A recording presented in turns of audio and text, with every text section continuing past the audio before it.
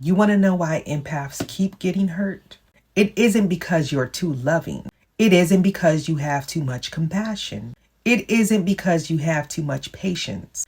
And it isn't because your heart is too big. Your heart was never the problem.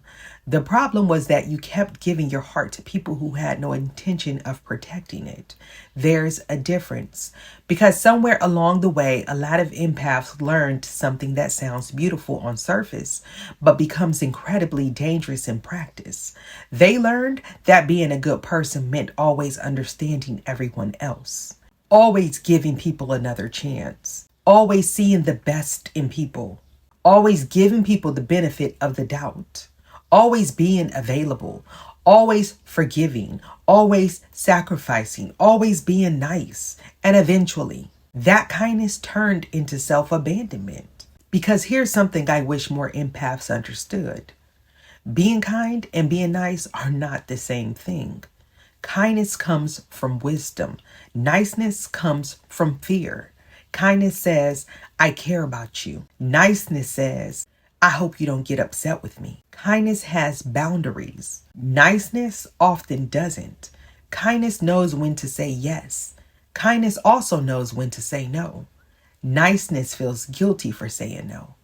And that's where so many empaths begin losing themselves, because they become so focused on understanding everyone else that they stop understanding themselves. They become so focused on protecting everyone else's feelings that nobody is protecting theirs. They become so focused on making sure everyone else is okay that they slowly stop asking themselves if they are okay. And if you ever lived like that, you know exactly how exhausting it is. You become everyone's safe place, everyone's therapist, everyone's emotional support system, everyone's rescuer, everyone's problem solver. Meanwhile, who's taking care of you? Who's protecting your peace? Who's making sure you're not running on empty? Because here's the uncomfortable truth. Not everybody deserves your empathy. Listen to me. Not everybody deserves access to your empathy. And I know that sounds difficult for some people to hear, because empaths naturally want to understand people. You naturally want to see why someone behaves the way that they do. You naturally want to look beyond someone's behavior and ask, what happened to them? And that's a beautiful quality to have, until it becomes the reason you tolerate what you should walk away from. Because understanding someone's pain doesn't mean you have to volunteer for it. That's where discernment comes in. Discernment is what protects your empathy, you see. Without discernment, empathy becomes self-abandonment. And I want you to really remember that, because I truly believe it in my heart. Empathy without discernment becomes self-abandonment. And that may be one of the most important lessons that empath ever learns. Because people who manipulate others study people. They really do.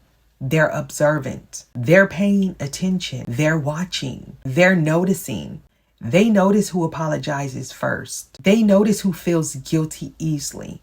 They notice who hates conflict. They notice who gives second, third, fourth, and fifth chances. They notice who constantly explains away bad behavior. They notice who believes every sad story. They notice who is willing to sacrifice themselves to save everyone else. And once they recognize those patterns, they know exactly where to apply pressure.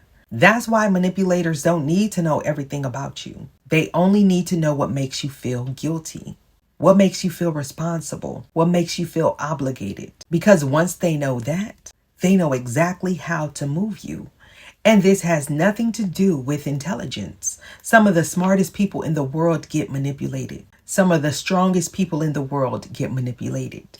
Because manipulation isn't about IQ. It's about emotional leverage. And empaths often hand people that leverage without realizing it. And it's not because they're weak, but because compassion without boundaries becomes permission. Think about how many times you've ignored your intuition because you wanted to be understanding. How many times did your gut tell you something wasn't right, but your heart said, maybe they're just hurting? How many times did you explain away disrespect because you didn't want to judge someone? How many times did you ignore red flags because you believed people deserved another chance? Those moments matter. Not because you should beat yourself up over them either, but because they teach you something. They teach you that your intuition wasn't your enemy. Your intuition was trying to protect you. You just kept talking yourself out of listening to it.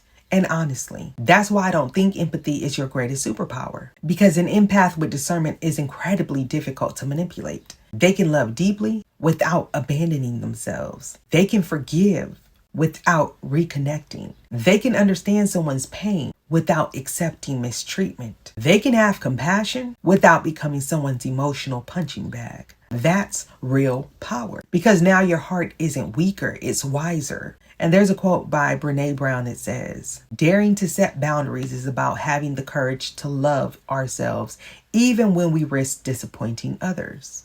Think about that. Sometimes the most loving thing you'll ever do is disappointing someone who benefited from your lack of boundaries. Because not everybody gets unlimited access to you. Not everybody deserves unlimited grace. Not everybody deserves unlimited chances. Some people deserve distance. Some people deserve consequences. Some people deserved a closed door. And that's not bitterness. That's wisdom. For years, you probably believed your biggest strength was how much you could give. But today, I want to challenge that. Maybe your greatest strength isn't how much you can give. Maybe it's finally learning when to stop giving. Because every time you abandon yourself, you teach people that your needs come second. Every time you ignore your own intuition, you teach yourself not to trust yourself. Every time you sacrifice your peace to keep someone else comfortable, you slowly disconnect from the very person you need the most, you. That's why one of the biggest reasons I do what I do is because I help people reinterpret their past so that they can reclaim their future. Because maybe what happened to you wasn't proof that your empathy was a weakness. Maybe it was proof that your empathy needed protection. Maybe your heart never needed to become harder. Maybe your discernment just needed to become sharper. And I want you to remember that. Your heart doesn't need to get harder. Your discernment just needs to get sharper. That's where your freedom is. And honestly, that's one of the reasons I wrote the book, Phoenix from Stability to Power. Because becoming powerful doesn't mean becoming cold. It doesn't mean becoming cynical. It doesn't mean becoming closed off.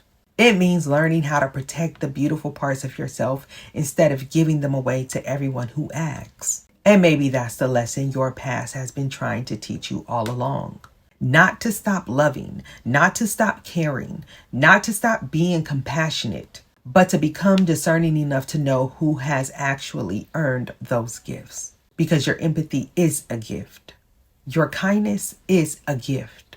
Your patience is a gift. Your compassion is a gift. But gifts are valuable, and valuable things are protected.